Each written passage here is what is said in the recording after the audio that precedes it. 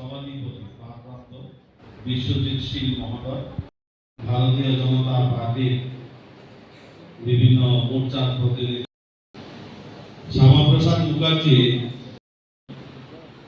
যদি মোহাম্মদ আলী জিন্নাহকে তখন একটা স্লোগান তুলেছিল, মুসলিম স্বপ্ন দেখতে ভারতকে শুধু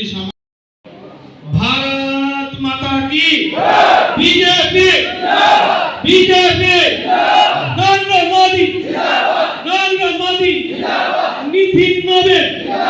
Nitin Nabin, professor doctor Manik Saha professor doctor Manik Saha, Abhishek Debroy Abhishek Debroy, সকল গ্রামীণ জেলা সকল গ্রামীণ জেলা, জয় শ্রীরাম